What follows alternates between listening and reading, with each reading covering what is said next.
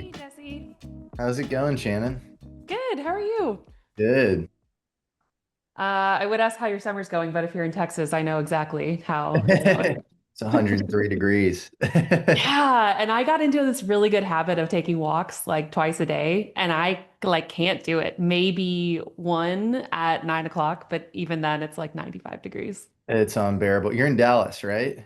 Yeah, you're in Okay. Austin or outside of Austin? I'm in Austin, yeah. Nice.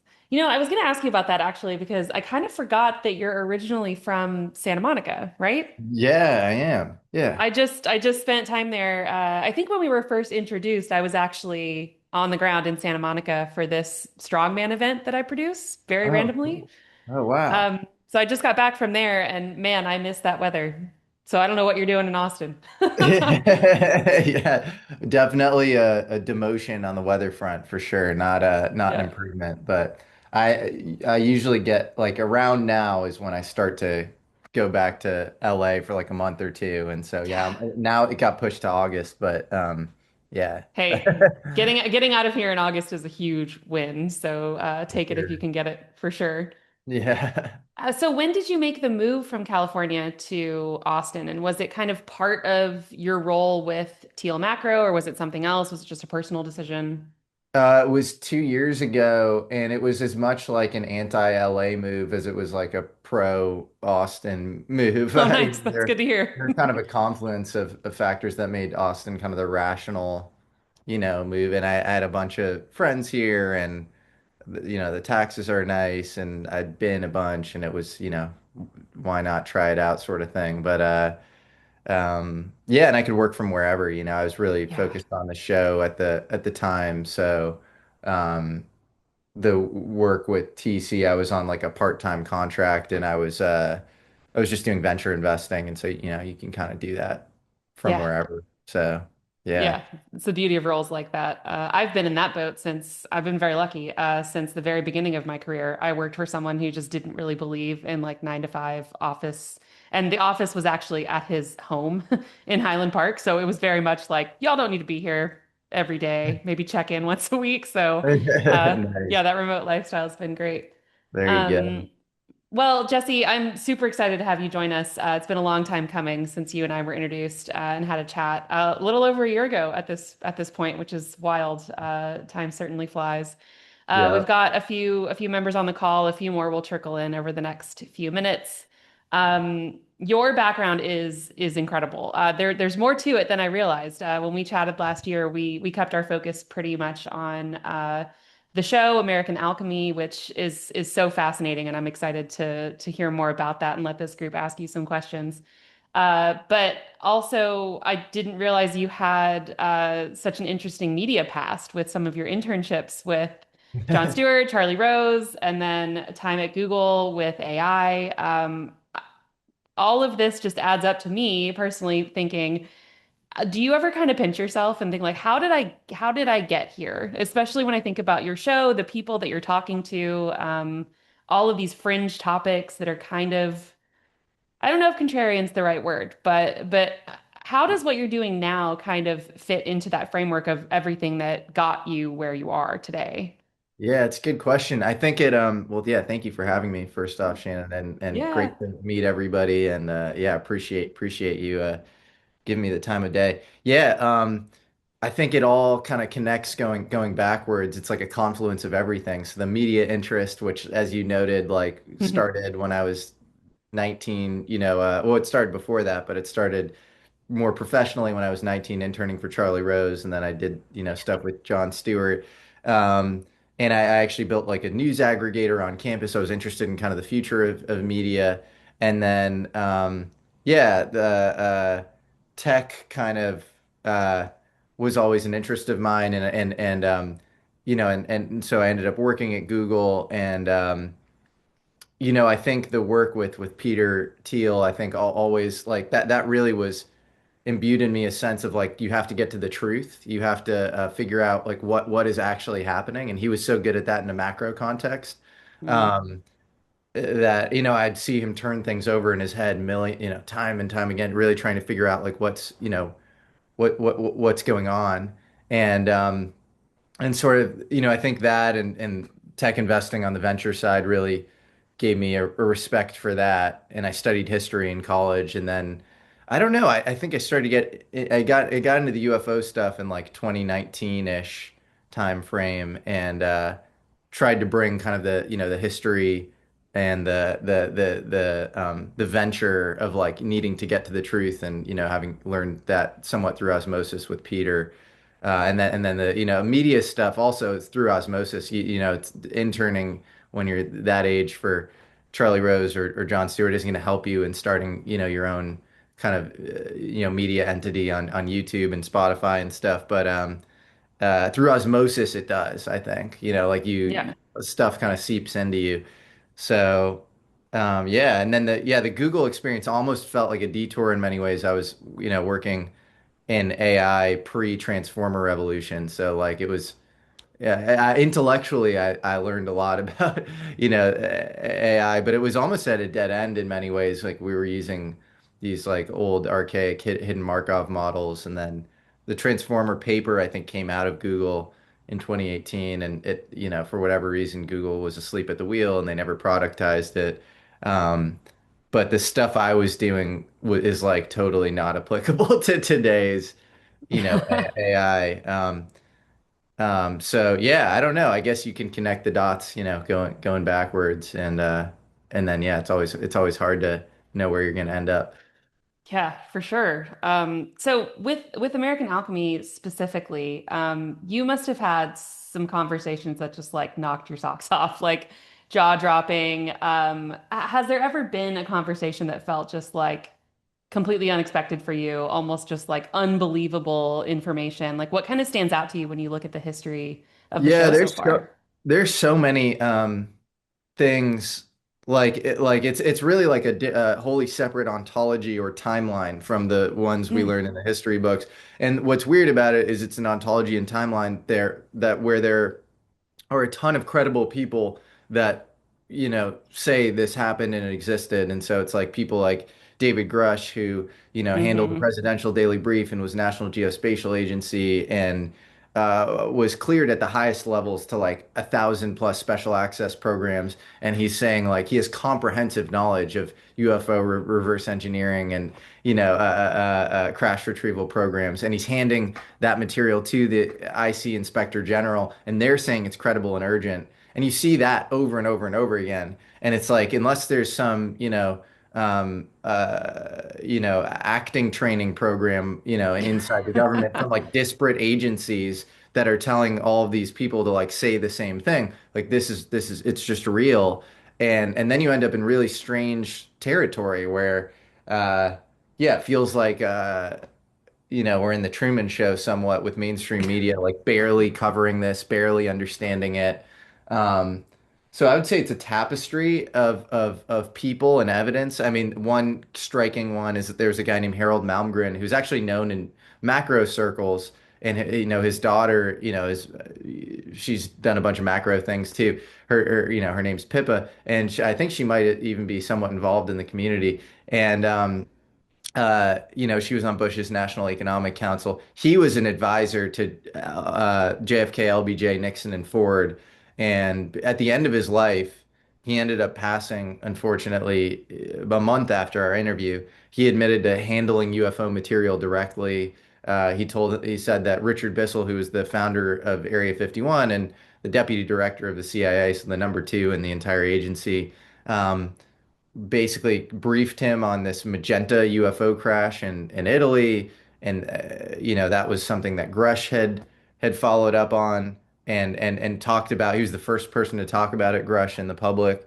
So saying that from a disparate source, you're hearing about this crash, and then I took it a next level and I went out to Italy and I met with Marconi's grandson, Marconi being the inventor of the radio. Um, because he was supposed to be on Mussolini's cabinet studying UFOs due to this crash, and he confirmed to me that his grandfather was on this cabinet that literally isn't Wow. wasn't supposed to have existed outside of like UFO lore. So things like that happen time and time again where you hear a thing in the kind of a quote unquote closed source world, the whistle gets blown on a thing, And then you look for open source corroboration from like disparate, uncorrelated sources, and you find it. And so yeah, it's like a single line update of code that like changes history and our understanding Yeah. of science, technology, metaphysics, like all these physics, all these things. So that's why I find it so fascinating, even though I think we're kind of in the Stone Age on it. Yeah. Yeah, absolutely. God, I can't imagine what must be going through your mind as you kind of process all of this and people you get to talk to. How many of them are up for chatting with you, but strictly off the record? Like how many people are kind of like, is your show kind of missing out on? Oh, a lot. So there are a lot of people who I speak with, they just, I sometimes understand it. There are times I've done shows where I'm like, are you sure you want to do this? Hmm. Because often, these people sort of come out and then nothing happens. It's like, it's the proper people who are credentialed in government are saying that it's credible and that, people are backing them up.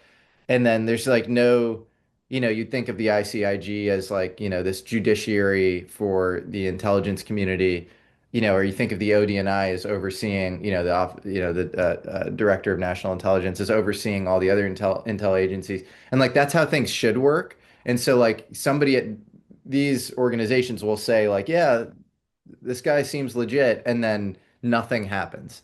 And it's almost as if legacy programs, quote unquote, past UFO programs have like 360 entrapped like our own federal government or something. It's weird.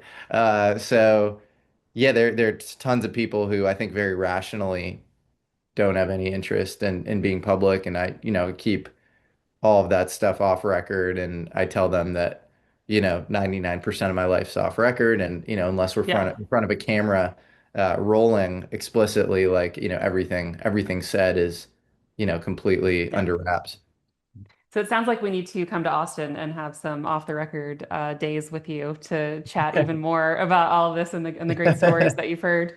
Um, how do you reconcile that kind of side of your life and your career with the portfolio? Like how much do these things kind of speak to each other? Or do they feel kind of separate? Like what is that balance like for you? They're very separate. I think somebody should do like a nature of reality fund, and I've sort of toyed with that idea. So like if I think venture doesn't work for fundamental science. Where you need to ultimately like you need payback, within a reasonable time frame. So if somebody's proving some topological physics effect or some physics theory, you don't expect remuneration like near term. Like, Niels Bohr didn't invent the first semiconductor for a reason. And, that's usually the case. Marconi, who I just mentioned, is actually the exception to the rule where he made a lot of money off of his radio patents and is basically him and Tesla are like the inventors of the radio. But that is totally the exception to the rule. So, um, I think it's a if you think about venture, capital is a commodity these days. Like everybody has capital. And so I think what differentiates you as far as cap table access, it's like being an interesting person and having interesting frameworks and things to talk about and having a good view of reality. And so I'd say all of those things help. And deducing truth on the UFO front, which is so hard. It's so hard to get signal. Is just like sharpening the sword, and it's the same mental gymnastics as far as like figuring out the look ahead function for a company. But as far as direct overlap, I think you'd have to separate two things, which is quote unquote UFO investing, like really, really out there science, exotic propulsion modalities, free energy, yeah, gravity manipulation, things like that. You can really connect UFOs with sort of, every frontier science modality, and then, what you want to make real money off of. And I think it helps if there's in VC, if there's an attractor function and there's a decision function. And so the attractor function is how wide your deal flow is and like how much good stuff do you attract, like kind of top of the funnel. And then the decision function is like how many good decisions do you make, along those lines. I think the UFO topic increases your attractor function and it like makes Hmm. that funnel fairly wide. But and then yeah, maybe it helps on the decision front somewhat as far as, again, the sharpening the sword overlap. But ultimately, I don't think there's like a one-to-one, it's like that.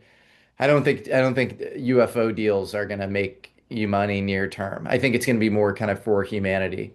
So I don't know. I've toyed around with the idea of like you could start a fund and you could do like um, the management fees are like kind of a grant program where you give people 100 to 200K to like falsify their crazy idea.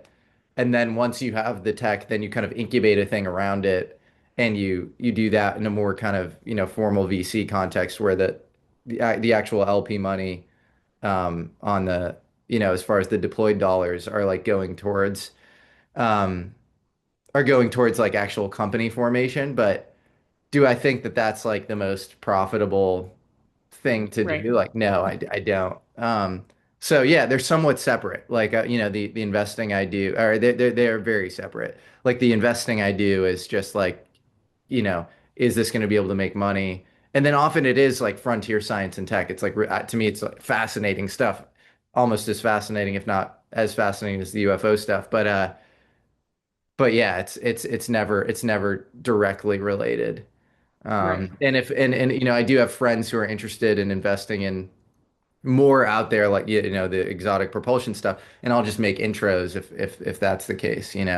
Right. Um, so yeah, I do feel like I have like my finger on the pulse of those sorts of things. But again, it's not for the faint of heart. If you want to invest in that, don't expect, yes, in some ideal world, SpaceX becomes obsolete because of some new propulsion modality, but like we're a long ways from that, and then there are economies of scale, and you have to protect the thing, and you need some like initial remunerative wedge and go to market strategy, and you need a founder that really gets it. Often the people that come up with these exotic science kind of innovations are graybeards at aerospace companies that are in their 60s or 70s, and they know enough because of their experience to know that there's like a there on some of these, some of these frameworks. Extended electrodynamics is an example. So that would be like, electromagnetic signals that decay at 1 over r, not 1 over r squared. So they don't attenuate as much. And you could do like undersea communications or deep space communications, or, there's a gravity framework or gravity manipulation framework or experiment that I'm very high conviction in, called the Byfield Brown effect, which I'm convinced is real. So a lot of these aerospace graybeards kind of know, and they watch the show, and it's kind of like wink, wink, nudge, nudge. They know there's like a there on a lot of this stuff I cover, Right. even though they can't explicitly confirm it. But yeah, as far as what to do with it, it's. I think we're in the Stone Age, and I think it takes a lot of iteration cycles. Man, yeah, it's a little overwhelming, isn't it? So for investors right now, space has definitely become a very top of mind subject. I mean, I remember at an event in 2019, Mark Hart, who's someone, if you haven't spoken to him, Jesse, you two should meet and have a chat. He's in Fort Worth, another Texan. He was starting to talk about specific investment ideas around space, and half the room definitely thought he was a little crazy, like maybe he had lost the plot a little bit. And here we are today. There's so much to consider, so much Yeah. to understand. Given that, kind of paired with your portfolio management experience, the media background, all these different things, you're a student of history, like many people on this call. What is kind of the strongest signal on your radar that you would recommend a group like this kind of really keep their eye on? For space investing specifically, or Yeah, I think VC like if you could generally? expand that to like frontier investing, if that kind of catches a few more categories. I think space is really interesting. It's on the defense side, it's limited in scale. On the commercial side, you can do a lot. So there's like a company, Impulse Space, that is like this kick stage where, if Falcon 9, for SpaceX will release a bunch of rideshare satellites all at once.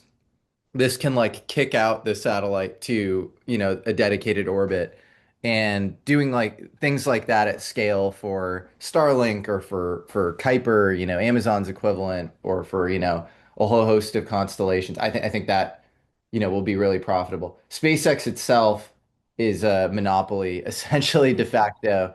Um, I don't think it's a great investment at 1.5 trillion or what, whatever it's at right now. I think the launch business is the same size as Lockheed's launch business. Launch isn't a great business. Falcon 9 will get freed up a ton if Starship pans out, which it looks like it will pan out. So it's like this 800-pound gorilla dominant force, but Starlink is the really, really exciting part of that business. And I don't quite know if you can slap those multiples on Starlink, even though it's growing really fast. If they start to do like mobile carriers and things like that, which they'll probably be able to do, I think it could be just extremely, extremely valuable. Or if you find, helium-3 on the moon or whatever, like there are all these call options you get with SpaceX, but space investing is really hard.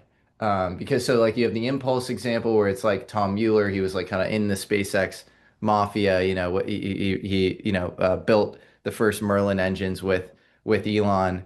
And so I don't think SpaceX is gonna like swallow that whole. So I think, that's like an interesting company. There's a company called True Anomaly that is really interesting. They do drones. It's kind of like Anduril, but in space. So it's like most spacecrafts, when I say spacecrafts, I mean satellites, are focused on ground observations. So, defense imaging or commercial imaging, and very few are focused on other spacecrafts. I think space is the next warfare domain. And so this company essentially, will do like recon and rendezvous vis-a-vis other spacecraft. So if, you have a Chinese satellite or a Russian satellite and they're, it looks like they're not doing things that are super kosher or whatever, you could, go up to them and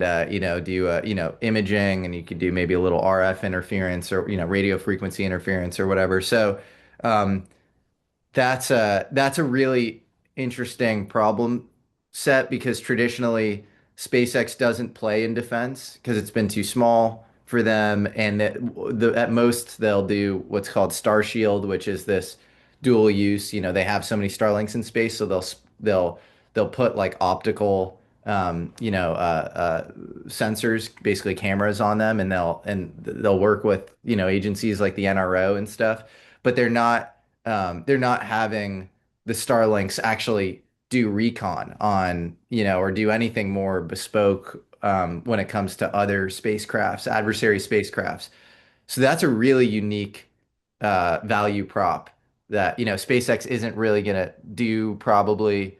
They'd have to, it's a really tough what's called GNC, guidance, navigation, and control. It's basically a fancy way of saying um, how you navigate satellites and the computations involved in it. It's a very complicated thing as far as um, being able to monitor another vehicle in space that's not moving in a predictable orbit, like say an asteroid. That has not been sort of solved, and so this company, True Anomaly, is doing that fairly effectively.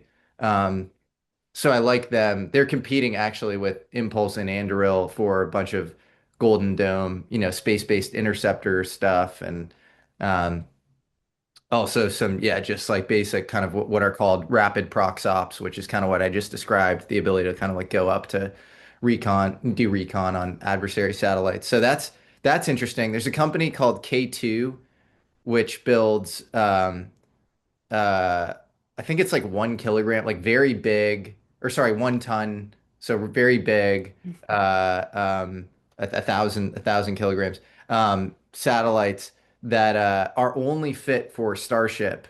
So Starship is really built for Starlink. Like you have this like Pez dispenser flap that comes out of Starship, and then you have all these Starlinks that come out that are like stacked on top of one another. They look like kind of pancakes. So this would be like a big satellite that would go in geostationary orbit, which is, the highest orbit. and would be extremely high bandwidth for comms. And so they're two former SpaceX guys. That's a really interesting one. So I think, yeah, I think space is interesting. It's really limited. It's very oligopolistic. So it's like you'll end up with a ton of consolidation and it's a total bloodbath. You end up with there are a lot of these companies make it to call it the 2 to 4 billion range, and then they get, you know, chopped down. So, they'll raise a great like Series B or C, and then, that 1 to 5 billion range is like rife with like overinflated companies that are like they're raising off of like contracts. Execution is always the like, the great equalizer or neutralizer in space. And yeah, so it's a really tough landscape, I'd say. Like the companies I mentioned are the ones I'm probably most excited about. But like launch, for example, like competing with SpaceX head to head, it's literally Rocket Lab somehow made it through. They got lucky because of the liquidity window of COVID. Um, but there was a graveyard of, like for every one, they're literally one commercial launch company that's worked. And it took them 10 plus years to launch. It took SpaceX 6 years. They barely made it on their fourth launch. Their first three launches failed. So I stay away from launch if, anybody on this call. I think that is a death sentence. So yeah, hopefully that's somewhat helpful on the space front. And then on the I do think like as the economy grows, there'll be more things. Like there'll be manufacturing in space. There's a company called Varda that does that. Um, so it's like you put up like a Dragon capsule like thing, and then you do like some pre-processing with, say, drugs like, pharma, or with, even like a semiconductor or something. And in zero G microgravity environments, they're really good for manufacturing because you reduce noise a lot. Things like little dust particles. It's why you have clean rooms with semiconductors. So I think things like that were a little early on, would be my guess. Like, I think you really need a lot of infrastructure before things like that work, but I could be wrong. So yeah, I'd say space is very precarious, to be totally honest. It's not for the faint of heart. Other areas I'm really excited about right now. I don't know. Software feels less exciting than ever because of the AI stuff. Defense feels really passé, and it's way harder than I think people think. It was like CPG 5 years ago, when like it's like before the interest rates corrected and the Ukraine war started or whatever. It was like I saw all the venture money moving into CPG, and it was like the unit economics suck. All you have to differentiate yourself is brand. Like this doesn't make sense as like an asset for venture. Um, Defense is not that bad, but it's almost as bad. Like the procurement cycles it's so tough. Um, it's really hard to compete with the kind of old boys club of the primes, and it's just really capital intensive. And so you end up with these like biotech like trend lines where, yeah, again, similar to what I was saying in space, you end up with these like $1 to 5 billion valuations, and then just total collapse. Um, so there are things that work within defense. There's a company called Mock in Texas that's really interesting. There's a company called Neros, which builds kind of even lighter weight, more off the shelf drones than what, Anduril's building. And it's like, I think the US government has an infinite need for drones. It's not that hard to build drones. So there are things like that where like, the timing lines up with like the right founder who's, very, very, very active and, has the right experience. But those are few and far between. I think bio is really interesting.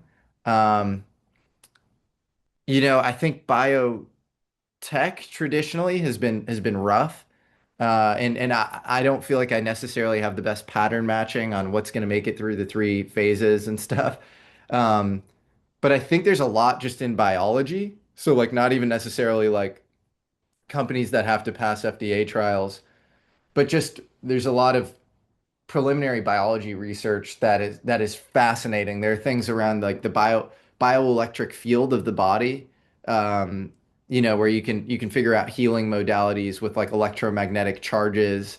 I think editing, DNA editing, is, with CRISPR, you have issues with double-stranded breaks, and you have all sorts of issues as far as like applying that, you know, um, more broadly.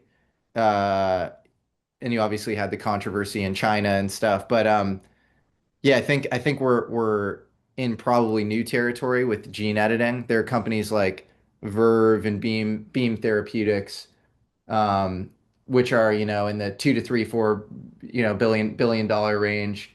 Eli Lilly bought Verve, and you have real gene editing, solutions that have passed the FDA and work in human cells. So things like that, like for that's a good example. Like Beam Therapeutics is, I think that's a super undervalued company in the public markets. It's like probably like a $2 billion company. And in 2018, this thing called a base editor was built, where you don't get the double-stranded breaks of CRISPR. And it came out of this Harvard lab, this guy David Liu, and Beam Therapeutics really took that and ran with it. And they do, they can help with like fatty liver disease with, gene interventions. And they do it, and it's totally safe, and it's, it's there are no adverse reactions, which historically, with gene interventions, you have all sorts of central nervous system failures. There are all sorts of, issues with it. So yeah, that's really exciting. I think bio could see like a real resurgence. Um, so I'd fade defense. I'd be really wary about the space stuff. Software structurally is still the best venture investment. Like if you find the right software company, you're going to get the fastest, most predictable returns. But it's just getting eaten up. Like what is Claude Yeah. not going to do? I don't know. It's probably there are probably all sorts of things it won't do. Um, so like I don't want to buy into the narrative that it's gonna like eat the world, but it just feels really TBD at the moment, and so Yeah. I think it's tough to invest there. I mean, if you have like a quasi hardware component, alongside software, and it's like this, white glove enterprise-y thing that's like really you're going really deep with customers, and there's like a very low churn, high net revenue retention thing, like that'll probably work well along. Like Claude's not going to do anything there. If you're like I have a company that I've invested in called WAP, which is payments infrastructure, and basically like an agentic portal for your business. So it's similar to like a Patreon, where it's a Patreon, but for actually software that you're selling, or any digital goods or services, almost Amazon for the digital world. And but they also just do payments, infrastructure. So it's an API for your business. And I think with the discovery features they have kind of inside the app, and the stickiness there, and then the fact that I don't think Claude's getting into like payment. They're not going to compete with Stripe anytime soon. Right. Like there are things like that that'll work, predictably. But yeah, I'd be worried about some of the other some of the other stuff. Um, so yeah, I think the software heuristic has to always be like, is there any possibility that they eat it, Claude, I mean, or any of the frontier labs, and then I'd also just worry about multiple compression if they're not going to, because it's just going to get more competitive. So software, I think, is sort of less attractive than it's been, historically. But generally, I'd say, as much as I said the UFO stuff is like barely investable, I do think like the Overton window is widening for a lot of these really exotic, pieces of science and tech. And so I'm very excited about. I think that in many ways the 2020s will look like the 1920s would be the macro. And so maybe we'll get this weird melt up in the financial markets. Maybe we'll get, I don't know if we'll get a collapse or what, I don't want to, hopefully we don't end up with like a 1929 style, event, but like, I do think we'll get some like, call it like Schumpeterian creative destruction, where in the Great Depression, innovation occurred in like the most important sectors. And then a lot of that obviously ramped up with World War II spending. So you have your creative destruction fans, and then you have your people saying, "Oh, it was all Keynesian, government spending or whatever." And it depends on what history you want to believe. But I do think I think what you can say overarching those two kind of debate, arguments, which are obviously at odds, would be that it was a very unstable period, and I think we're in a very geopolitically and socially and just macro kind of unstable period. And so with that, I think you're going to end up with a lot of really interesting ideas that weren't being taken seriously prior that are now. Um, so that, yeah, I guess I'll end on that sort of on that note.